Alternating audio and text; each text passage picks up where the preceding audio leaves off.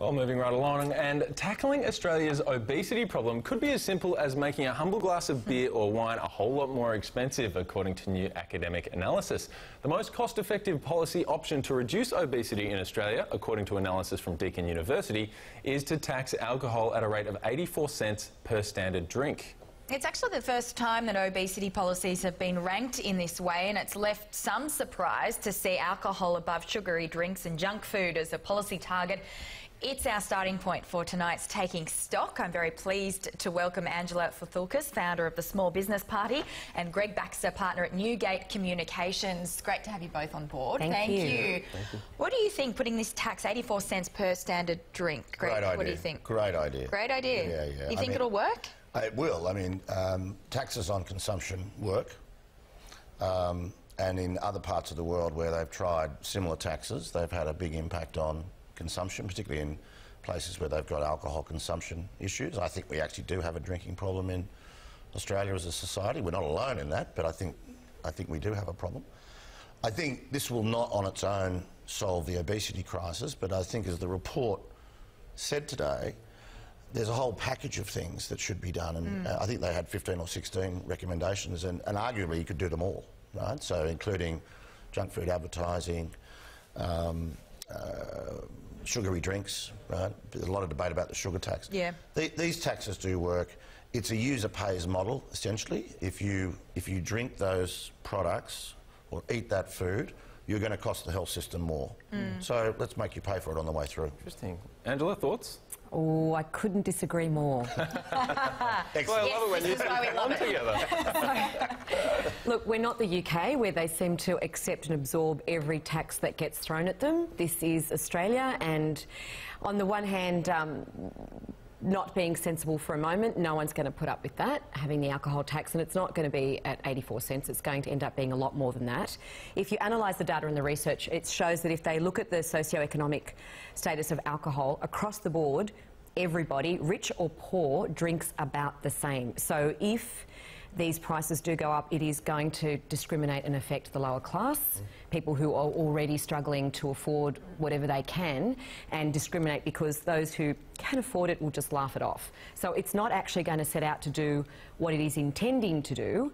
And then there's the fact that the pre-made drinks, or the bourbon and coke that you could get in a can, etc., they did put those prices up. They actually have more sugar than the other drinks, and that didn't work, and it didn't stop our younger generations from curbing their alcohol. So we have tried that in a way already, and we've already seen that it just didn't go that way. Yeah, so arguably people still do drink alcohol. I mean, you think of the GST that was obviously introduced and obviously in food. I mean, it doesn't stop people from buying food, doesn't stop people from eating. It kind of goes unnoticed. So well, it's not going to you stop. Wonder why it's, it'll actually have any sort of impact. Well, because consumption taxes affect consumption.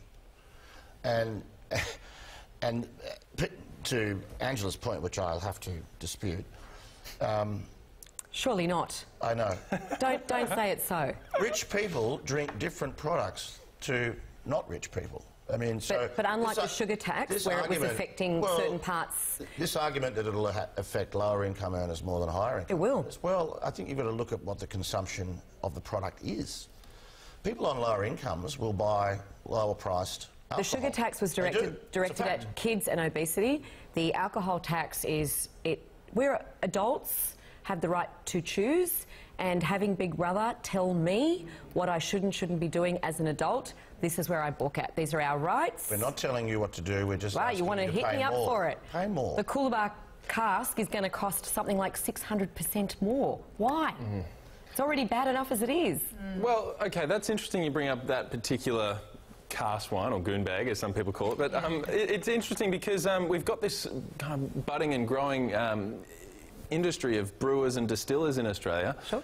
Would it be safe to assume that they'd be snuffed out if they were taxed more? Because we've had a couple of them on the show who are already complaining that they're taxed. All the producers of these products are all going to be complaining, and they're all going to be, and their industry bodies are all going to be lobbying very hard to stop this from happening.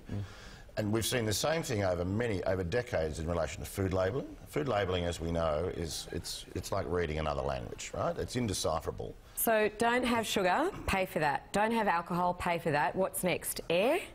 You have whatever you want. You just Sleeping, have to pay tax for it. sleep, I don't get enough of that as it is. I'll be paying for that, obviously. No, it's time to get out of people's lives. There's another way of managing this. Speaking of paying more, let's move on to the next topic. Yes. It's kind of in the same sort of area, but it's about tipping, because there's a new survey that's come out actually showing that around 70% of people say that they tip at the coffee shop. What do you think about that? It seems quite high. Great. It's a big fat lie. Do you reckon? Absolutely. Okay. Having owned something like 30 cafes in my lifetime, I can tell you that ever since the tap option came in, tipping stopped, almost completely dried up. Tipping at a restaurant, sure, but at a coffee shop for your coffee, don't know. Yeah, it's interesting. With cash, they were rounding it up. So if a coffee was $3.80, somebody might leave $4, depending on the price. But with tapping, there is almost no tipping. Chance. And when you walk into a cafe and you see a jar with money in it, trust me, that's been there for 2 weeks. Yeah. Greg, thoughts? Well, I'm very old-fashioned, so I still use cash, and I tip. A gentleman. Right, even for a coffee? Oh, sure. Yeah. Sure. But, well, it's 50 cents or 20, whatever. Yeah. It's... But you are rare. You are rare. Okay, so round. I am very... You are rare. I am rare, actually. So we're talking about rounding up. But in the US, they kind of have a bit of a rule here, whether it's 15%, 16%. It's a culture. Right. It's a culture, and it's accepted that in the States wages are so low per hour that staff rely on tips to live. Here, that's not the case. I know we've had conversations before about wages being very low in Australia. Yes, but not as low as in the States. Servers in America are often only earning $5 or $6 an hour. Even in a US dollar, it's still very low, and they need their tips. So that's why they try harder, and they, you know, do have a perceived better level of service. Yes, it's such a good point. And the gap between the US wages in hospitality and Australia, it's a big gap. Night and day. But in Australia, we do have an issue with wages growth, and we do hear a lot about underpayment in the hospitality industry. So, Greg, do you think that this is a way for us to help out these sorts of workers? Absolutely. I mean, they don't get paid enough. I know they get paid more than they get paid in the US, but they don't get paid enough money. The hospitality industry is notoriously a poor payer. I think tipping for good service, or in this case, a good service and good coffee, I'm all for it. Good service, I think that is the crucial point. Do you think our service is good enough here in Australia? You mentioned the quality of the standards in the US. You just wonder whether Australia actually matches that. If it's not good enough, then the tip is smaller, if at all. No? You have total discretion on this. If you go to the same coffee place every morning, like most of us, on the way to work, you get to know the people, it becomes a relationship. Right? So I just think it's all part of the relationship. We struggle here in the retail industry to look at our service levels because there's not that perception of having a career in the industry. So people are transient, they're not there long enough to develop that commitment, that training level, etc. That does need to change, but that has to come from a different level of attitude and a different level of government to give that credibility to the industry, so that you can have an apprenticeship in service and achieve those better standards, which we have the ability to do here, but which we haven't. So we're not giving that level of commitment to the employees and the employers in that industry. Our service levels here aren't very good. You've only got to walk into most shops, big or small. They're understaffed, they're not well educated, they're not across their stuff. It's very difficult. We Google things to find out information, and you go into a shop and often you know more than the service. So.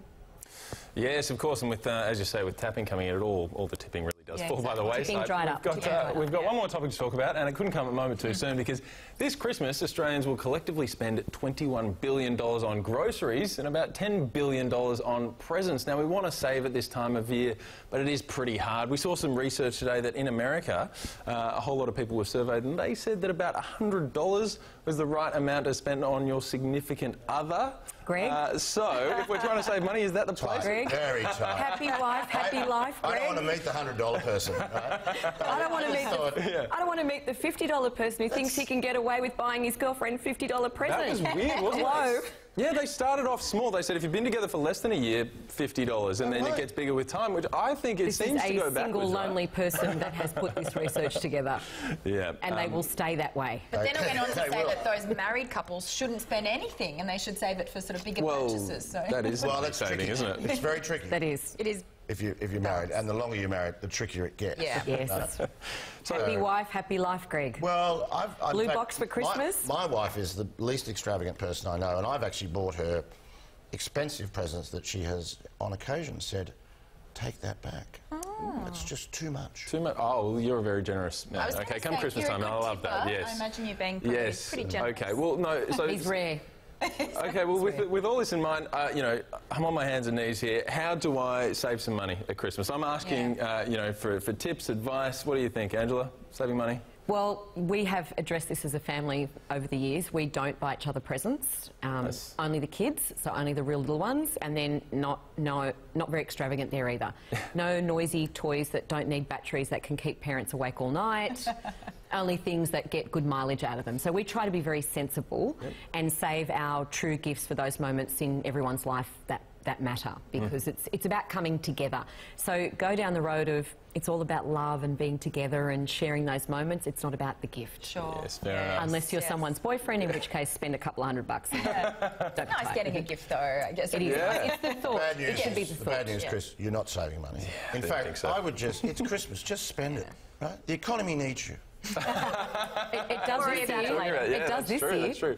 Leanne, how about you? Anything Christmas time, saving money? I don't know. I don't know. I don't think I can save for Okay. Christmas. I'm a bit the same. I kind of just think, you know what, I'll just spend it. I like giving presents, so Actually, if you I'll work just through worry about it later. through Christmas, you save a lot of money. Oh, that'll do it. Yeah, that certainly does Opt it. to work Chris? through Christmas. What are you? Stay on air. Okay, I've got one here. Cards and wrapping paper.